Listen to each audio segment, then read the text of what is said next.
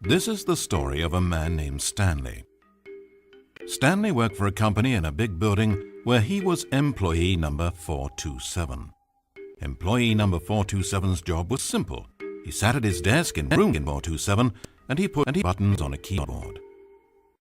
Orders came to him through a monitor next to his desk, telling him what buttons to push, how long to push them, and in what order. This is what employee 427 did every day of every month of every year. And although others might have considered it soul-rending, Stanley relished every moment that the orders came in, as though he had been made exactly for this job. And Stanley was happy.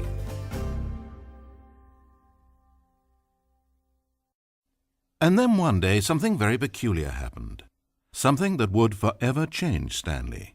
Something he would never quite forget. He had been at his desk for nearly an hour when he realized that not one single order had arrived on a monitor for him to follow. No one had showed up to give him instructions, call a meeting, or even say hi. Never in all his years at the company had this happened, this complete isolation. Something was very clearly wrong.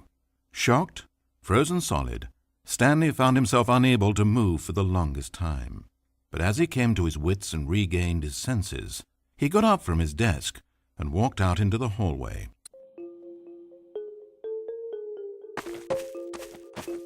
Stanley decided to go to the staff lounge to check on his co-workers. He never functioned well by himself and constantly needed support and guidance from others, so the thought of total solitude was terrifying to him.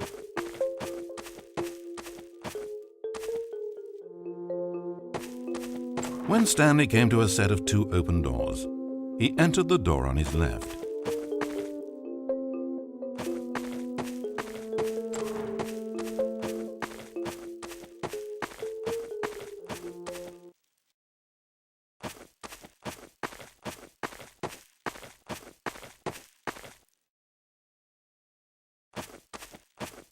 As Stanley entered the lounge, he was horrified to find not a single person here. He decided he would walk up to see his boss, hoping that he would find an answer there.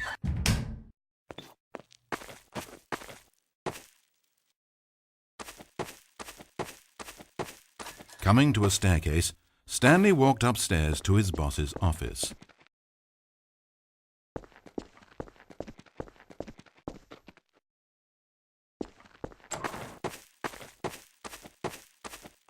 Entering his manager's office, Stanley was once again stunned to discover not an indication of any human life. It was at this point that he began to feel dizzy and a little sick, and even thought he might pass out when suddenly he noticed a keypad next to the filing cabinet in the corner of his boss's office. Stanley had never seen this panel before and had no idea what combination of numbers would produce any result. In fact, only Stanley's boss knew this, since the panel withheld access to the boss's greatest, darkest secret.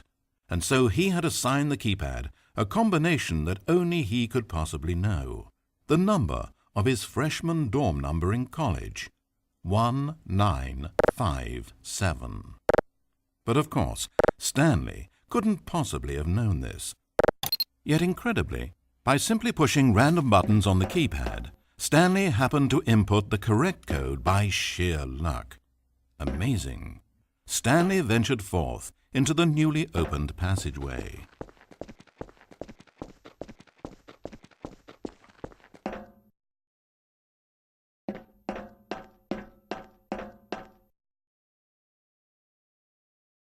As he drew deeper into the bowels of the building, Stanley had no idea where he was or what this place held. And just as he began to think he might not discover a thing, he emerged into a long room to find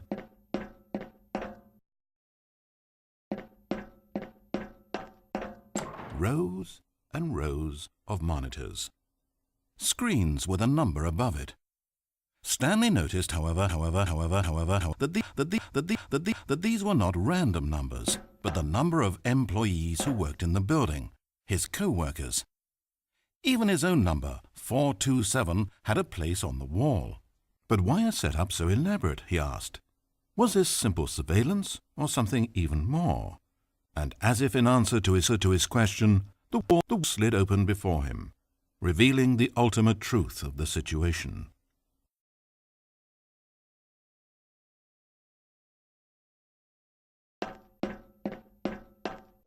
An enormous control panel Stanley discovered, but not one that controlled simple machinery. Buttons were labeled with emotions: happy, sad.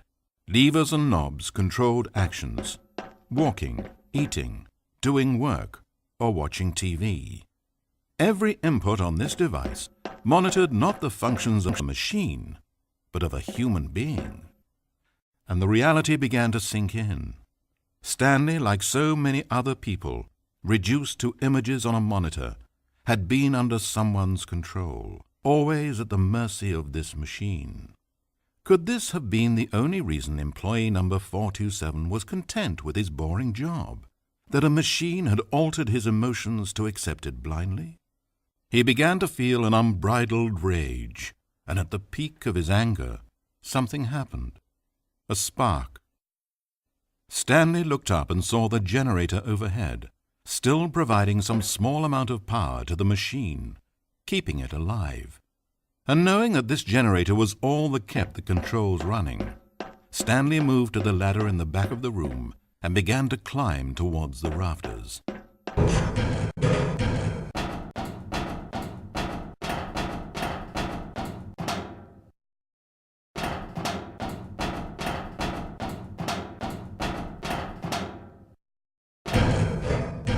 The higher Stanley climbed, the closer he felt to freedom, the further from enslavement.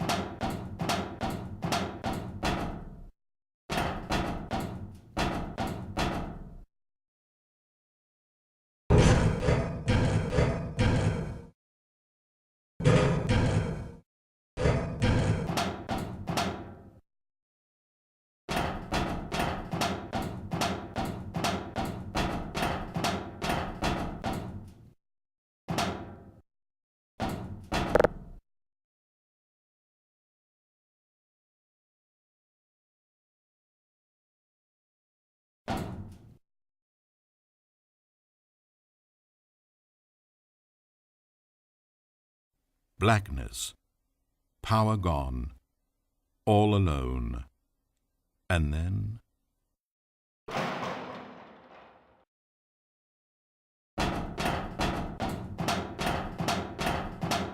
As he stepped through the door into the fresh outside air, a feeling of liberation rushed through Stanley's body.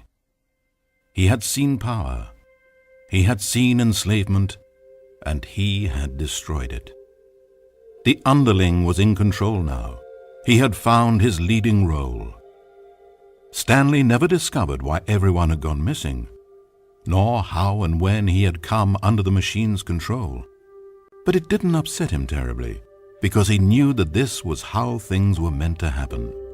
All he felt was a delight unlike any he had ever known before. Never again would he follow someone else's orders without question. Never again would anyone tell Stanley where to go, what to do, or how to feel. No more bosses, no more instructions on a screen. Stanley decides for himself now. And he stepped out into the world, and he felt the cool breeze upon his skin, and Stanley was happy.